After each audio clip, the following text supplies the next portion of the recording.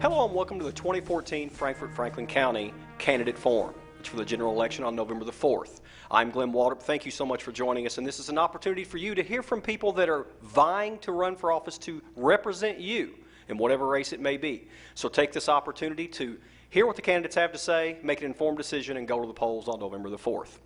This is the race for Franklin County Jailer. And in this particular race, there are two candidates. The first is Republican Jim White, and the second is Democrat Rick Rogers. Mr. White is not with us this evening. Mr. Rogers is. So in just a moment, we'll allow Mr. Rogers to give a statement, and that will conclude this particular part of the forum. We want to thank Mr. Rogers for coming in, and we want to thank, of course, the Frankfort Plant Board and the Frankfort Area Chamber of Commerce for helping make this possible, and the fine folks at the Kentucky Historical Society for allowing us to come into the Brown-Forman room and bring you this program. That being said, this will be a bit short, and something we want to remind all of you viewers about as you watch this particular forum. Keep in mind that every candidate has been given the opportunity to participate in a 30-minute show called Meet the Candidates that you can see right here on FBB TV. We'll begin airing October the 8th, and you can watch it on video on demand throughout the election season up until election night on November the 4th, where we will have live election results right here. That being said, the candidate for jailer that has joined us is Democrat Rick Rogers. Mr. Rogers, thank you for coming, and we will allow you to make a statement, please, sir. First of all, I want to thank the Chamber and the Plant Board for allowing all the candidates to come out and present ourselves tonight. Really appreciate that. I want to thank everyone who voted for me and supported me in the May primary. I wouldn't be here without your support. I'm very humbled by that honor. My name is Rick Rogers, and I'm honored to be your Democratic nominee for the office of Franklin County Jailer. Just to tell you a little bit about me, I'm born and raised here in Franklin County, graduated from Franklin County High School in 1994, and attended Eastern Kentucky University where I majored in criminal justice. I served 6 years in the United States Marine Corps as a military policeman. I'm a combat veteran of Operation Iraqi Freedom, and I was honorably discharged. I spent 9 years working at the Franklin County Regional Jail, working my way up from part-time corrections officer to captain and chief deputy under jailer Ted Hammermeister. For the past 7 years, I've served at the Franklin County Sheriff's Office as a deputy sheriff and detective. My parents are Joe Pat and Mary Rogers, both retired state government workers. My wife Shannon is a registered nurse here in Franklin County. We have 2 kids, Jackson and Reese. And I'm a member of Buck Run Baptist Church. And I'm running for the office of Franklin County Jailer because I want to turn the Franklin County Regional Jail into an asset for our community. And I'm going to do that by executing a broad plan that begins with me being an effective and professional leader and having integrity in everything I do as your next Franklin County Jailer. I'm going to improve the training, which will reduce our liability and increase the retention of staff. I will institute a pay scale, which will allow for pay equality and take the good old boy system out of the equation. I will form a Citizens Advisory Board, which will inform our public of things going on at the jail and allow them to have some input. I will expand our jail garden program and look for other ways to make the jail more self-sustained and reduce the dependency on the taxpayers. I want to work with the teachers and parents to begin an at-risk youth program to show our children the consequences of their choices should they choose to go down the wrong path in life. And I will work diligently to get back the over $2 million in lost contracts that we've lost under the current administration from other counties. And I'll also look for new streams of revenue in those areas also. I'm going to look into charging our county inmates a state-authorized per diem rate, which will again reduce the burden on our taxpayers who have done nothing wrong. And I'll also continue all programs that are currently in place at the Franklin County Regional Jail that work to rehabilitate our prisoners and reduce our recidivism rate.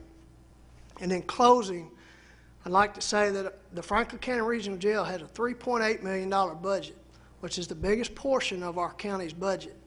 And I know that a professionally run jail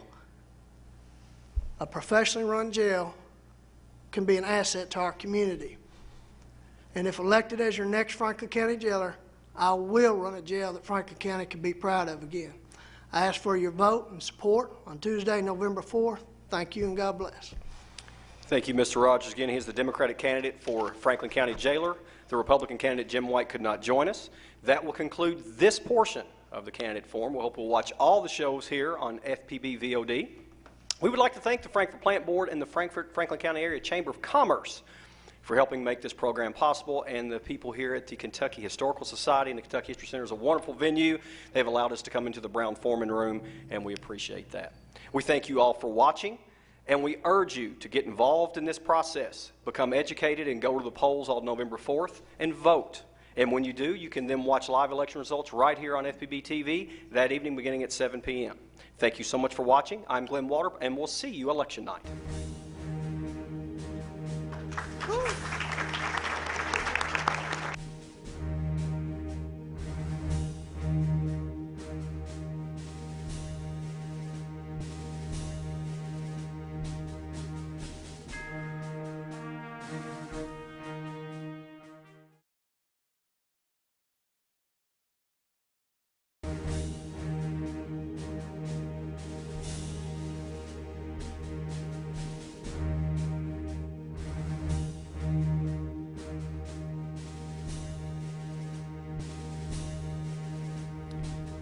Hello and welcome to the 2014 Frankfort-Franklin County Candidate Forum.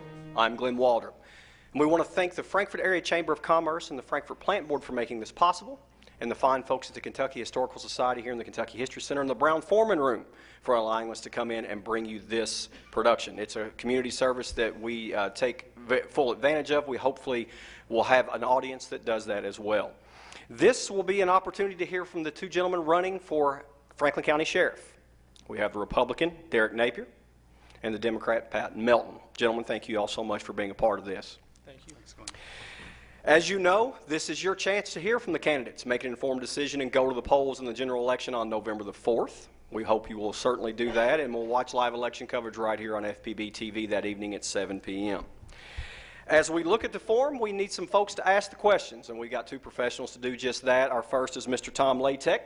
He is a Cleveland native that's lived in Frankfort for 32 years. He has worked in lots of different radio and television capacities in Frankfort, Lexington, and Louisville. He is currently the assignment editor, reporter, and midday anchor at WHAS Radio in Louisville. Mr. Tom Latek, thank you very much for being here.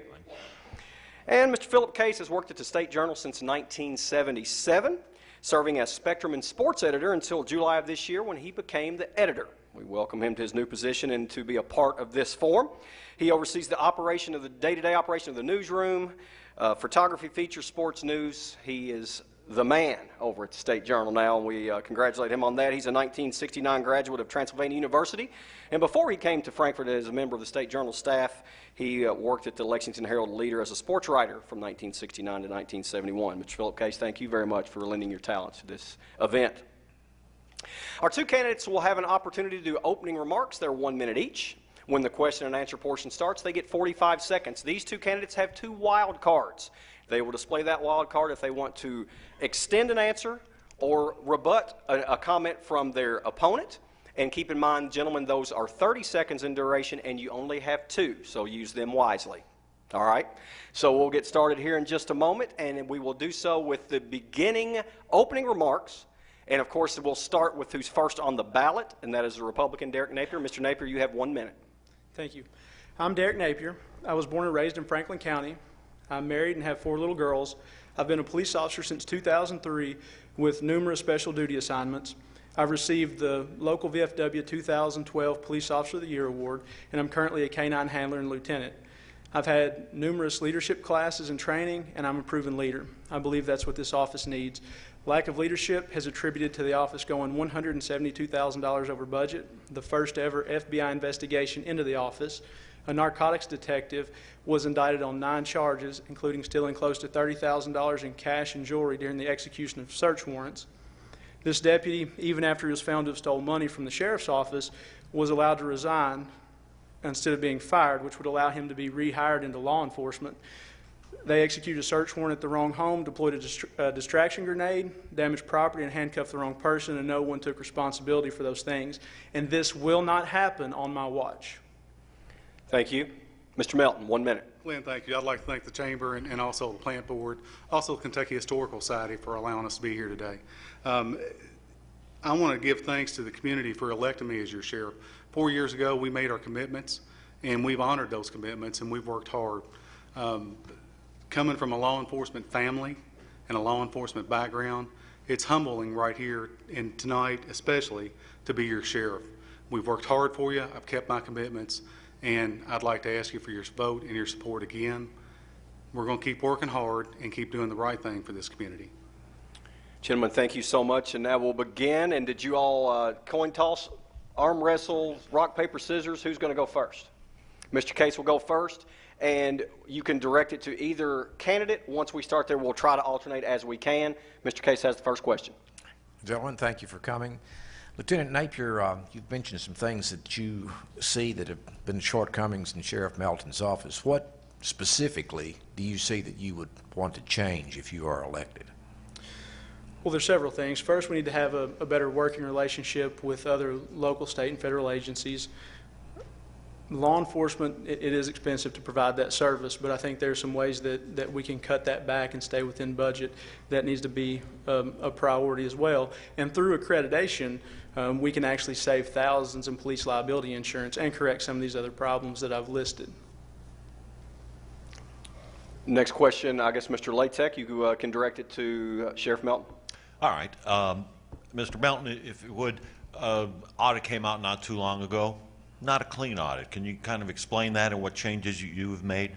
Well, sure. Actually, we had some extraordinary circumstances that happened. It's not every year that you open up a 102,000 square foot judicial center. Obviously, we'd had no input on that. We had none of the planning, anything else. The one thing that I do have is we have to secure it. We have to protect the people there doing business day to day and make sure that the judges, the prosecutors, and our public that comes to do business there are safe. Nobody could plan on what that costs to try to prepare to protect that. Even with the most current and modern security features in it, you still got to staff it. And those were things that we couldn't prepare for. It's just kind of like building a house and going overruns on it. It's something that happened. I did it. I take responsibility. Thank you very much. Mr. Case. With regard to that, Mr. Napier, does that seem like a reasonable explanation to you for what happened with regard to the audit and the shortfall, what Sheriff Melton said, the building of the judicial center and the increased protection that he had to afford? I think that could have been a contributing factor, but there are other years where they went over budget as well, not to the point that the audits came back like that. But the Administrative Office of the Courts pays, I believe, $10 an hour towards the salary of those bailiffs. And the last time I checked, I think they were making around $11 an hour. So really the sheriff's office in salary would only be covering $1 an hour. Now there are uniforms and things like that, but you can put out a bid process and get uniform contracts and possibly reduce those costs. And Judge Shepard said that we could lower the hours probably by close to 400 hours, from 1,500 to roughly 1,100. So we need to look at doing those things. Mr. Latek, next question. And this will go for both. I believe we'll start with Mr. Melton, though, on this one. There's federal grant money available. There's federal equipment surplus available. Mm-hmm. How do you balance off the needs of the department with what you can get without going to the fears that people have this today, many do, of the so-called militarization of police? Well, and that's a great question. We have been very aggressive with the grants. We've brought in over $500,000 of grants. So when you talk about a budget increase and you talk about going over budget, that's a lot of that money's come for an increase in budget is an increase from grants that we've gotten. We've got a $100,000 grant for overhauling the radio system here that the city and county both work off of. Our first responders are safer today because of that. We have a couple of Humvees and some other surplus military equipment. We don't drive them every day. They're there in case we have a catastrophic event. If we have a tornado, 10 inches of snow, and nobody can get around, we've got a way to help and continue to provide service in those times of needs. That's free to our community, and we brought it back. But over $500,000 in grant money. And I think you wanted to have the same question to Mr. Napier. Yes, please. I think the militarization of police, I read an article today about that. It is a big issue. One thing that program is called the 1033 program, and police can get all kinds of military equipment. The taxpayers have already paid for it one time. If we can get it back here for free and use it properly, it's one of those things I say it's better to have it and not need it than need it and not have it. And the places that give everybody a bad reputation, I think that they've used it improperly, and I think that we should hold individuals responsible on that issue instead of trying to penalize law enforcement across the board that uses it as a necessary tool when it's applicable. So we would continue to go for that. Mr. Case? Sheriff Melton, and for both of you too, Mr. Napier, there seems to be a thin line between being a servant, community servant as you are, to protect in both of your law enforcement positions, and the line is enforcer. How do you deal with engaging the public, making the public feel that, as we've always told our children, you can go to a policeman, yet also knowing that there is that element that you need to enforce our laws? How do you deal with that? I know there must be a way that you have to do that. Well, I've contended that we can do our job, do it right, and still get reelected. Nobody wants to get a ticket. That's an unpleasant experience. And I talk to people, how many times have you done things and you never got a ticket? So that one time, do your job, do what's right, be consistent, be fair, treat people with respect, treat them with dignity, and treat them the way you treat everybody else. But be fair and consistent and always do the right thing, no matter what. That's been our motto for 4 years of public service, and we're going to continue to do that. That's the right thing to do. Okay. Mr. Napier. I would agree. I think it goes to treating people with respect. That's first and foremost. And if police officers do something that's out of line, they need to be held accountable, and the public needs to know that accountability is there. I've said many times, the only reason why we are able to police society is society allows us to police them. And I think that we've seen with recent events like in Ferguson that it can get out of control very quickly if you do not have trust in your local law enforcement. And we need to make sure that we foster that trust and show the community that they can trust us, and we are here to help every single day and hold those people accountable when they violate that. Mr. Latek, the next question will be yours, sir. All right, thank you. And I'll start with Mr. Napier on this. And again, I would like to have both of you respond to this. What is the biggest problem you see in law enforcement in the county as sheriff, and how do you plan to address those issues? Well, I believe one of the bigger problems that we have is narcotics. I think every community has that, though. The way that you address that is you form partnerships with other local, state, and federal agencies. You combine resources, take a task force approach, and you go after it that way. I think that we would be far more effective if we could communicate properly and share resources. I think that's the way to do it. And honestly, the only way I think we'll ever solve the drug problem anywhere is through education and starting very young with that. I compare it to smoking. A long time ago, everybody smoked. It's fewer and fewer now because of education. We need to take the same approach with drugs. Mr. Melton? We have a great track record on the narcotics and the infestation of drugs in our community. 4 years ago, I sat right here and I said, we have a drug problem. We have addressed that problem. We've been very aggressive on that problem. And, the courts are doing their part. We're doing our part by teamwork, by good investigative work, and that makes a difference. Every time you get a heroin dealer or a cocaine dealer off the streets, you're making a difference in this community. The community helps us every day. We get that feedback on what we need to be doing, what we need to be focused on, and where the problems are and who's doing it. And we take that information reliably and seriously, and we investigate it. And we make some great cases because of the community's involvement. Mr. Case? Mr. Napier, you're in law enforcement now too, so you deal with these issues daily too. How do you combine, how does aggressiveness, how do you see how aggressive should the police force be, whether it's the Frankfort Police Force or, in this case, the office that you're running for, Mr. Melton, in the sheriff's office? How aggressive should you pointed out in your opening statement some mistakes that have been made in several things that were wrong places to go and so forth. How do you avoid that? Well, aggressiveness and proactivity is what we need. You can't sit at the police station, the sheriff's office, and get anywhere. So you have to be out there actively looking for it. That kind of aggressive is fine. Now, hitting the wrong house on a search warrant, I challenge people to say that the surround and call out approach is better. We should have our case made before we ever go to a house to execute a search warrant. When we execute the search warrant there, if we find more stuff, that's icing on the cake. But you don't put police officers' lives in stake, the people in the houses' lives in stake for doing a dynamic entry, deploying grenades in the home and things like that over drugs. It's not worth anybody getting killed over, so we need to start doing the surround and call out approach. If they flush all their drugs down the toilet, that's fine. We already have our case.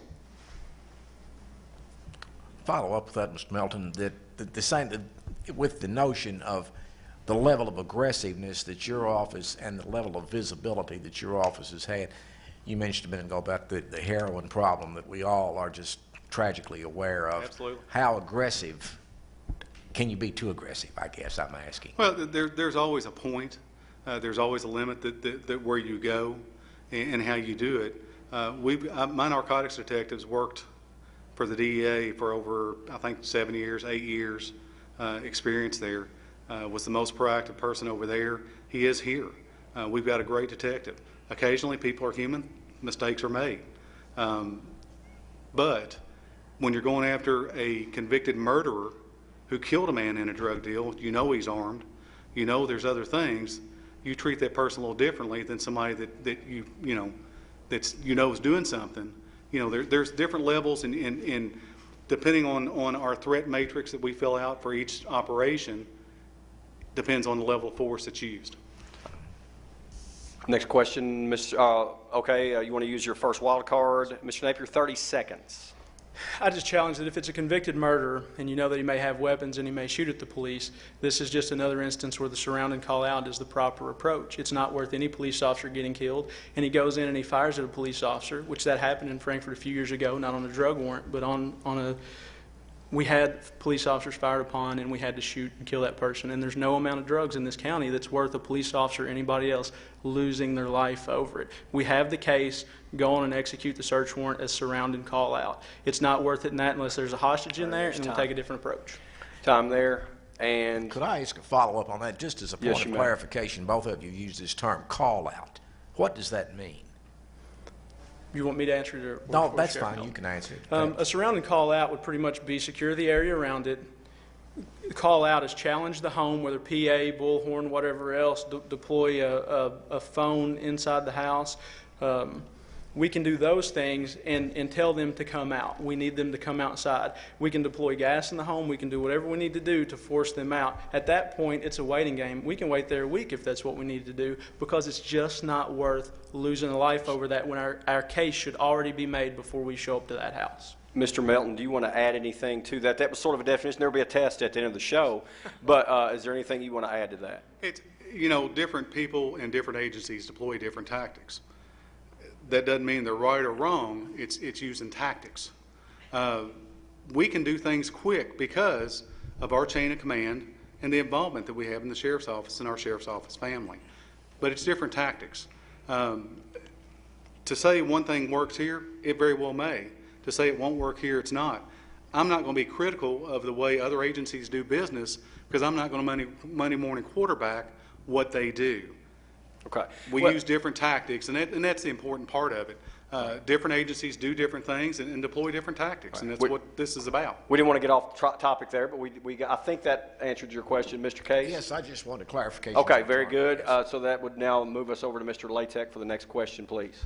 It was mentioned earlier about forming partnerships with other law enforcement agencies in the area. Probably the best example of that would be Operation Unite, works down there in southeast Kentucky. Why not do something like this here? And if you were going to form a formal group like that, what other agencies would you try to join with? And we'll start there with Mr. Melton. If you're talking about narcotics, obviously the more the merrier. The state police, we just recently did a arrest 2 weeks ago or 3 weeks ago with a convicted murderer out of Lexington that had set up on Myrtle Avenue. And we did a joint operation with the city police on that. Went flawless. We got the bad guy out, made the arrest, had already had a buy. Everything went perfect. And that's good. If you form a task force, I would recommend something under the Commonwealth Attorney's Office. Let them direct it. and then the agencies would all report to them. If it's a Frankfurt case, we operate under Frankfurt policy and procedures. If it's a sheriff's office case, we operate under our accredited policy and procedures, and that's what we would do. Okay, and if I can just follow up on that, but would you be interested in doing something as formal as Unite is? Oh, absolutely. I think it would bring more resources to this community. It's easy to sit here and say, oh, we want to form a committee and do this by committee. You got to make it happen. We just joined a program that Georgetown Police Chief Mike Bossy started called Backups, and it's that exact thing. It's a mutual aid agreement, working together, communicating. There's sheriffs, city police departments, UK University Police Department. There's several different agencies that's going to be a part of that. It's one of the biggest that I'm aware of, and it started, and it's going to help mitigate liability and also offer up resources for natural disasters or drug investigations. Tom, and now, do you want to I'd like to direct hear that Mr. question to Mr. Napier's Napier as thoughts well? on that, if Okay. I'd like to. And what he's speaking of, it is an excellent program that a lot of agencies are participating in, and it will give law enforcement jurisdiction, participating counties. So we'll have jurisdiction over several counties and not just Franklin County when that passes.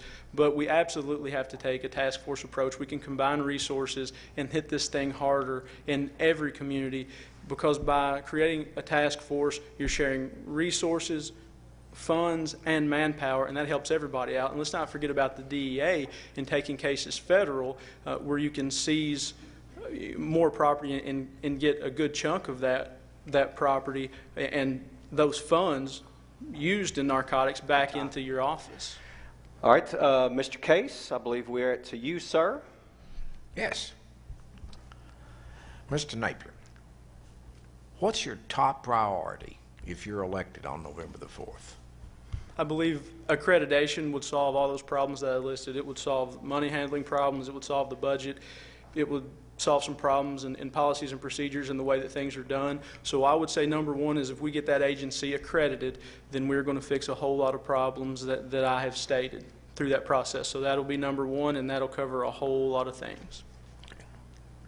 Mr. Melton, for another term, what would be, do you have a different priority? Or I think we're going to stay focused on doing more. I think we've got a winning recipe. Our commitment to this community and the community's commitment to us is huge. We get our Texter tip that we started, our Facebook page, our most wanted, all those things that we've accomplished, that we've achieved, are working, and they're working well. Our policy and procedures are accredited right now. They meet accreditation standards. We've been waiting on a building to get accredited. You got to have a facility to be able to do that in. Unfortunately, there's been a lot of construction downtown with a 102,000 square foot facility, and we've had a temporary home. The evidence is the most important part of that, and we've got to have a facility that we can do that in. And that will save right off the bat about $1,500 a year to taxpayers in this community. Thank you. Next question, Mr. Latek. I'd like to continue on the accreditation. What exactly, and I'll start with Mr. Napier since he's the one that's been mentioning it the most. What exactly do you have to do to receive that accreditation? Well, there's a third party entity that shows up. They go over your policies and procedures everywhere. They check your facilities. They go through pretty much every facet of your agency and check everything from use of force to pursuit policies, everything. And they compare it to nationally recognized standards to make sure that you're on board with those things. And if you meet those standards, you get a score, and your score a lot of times depends on exactly how much of a break you get on police liability insurance, which can be significant.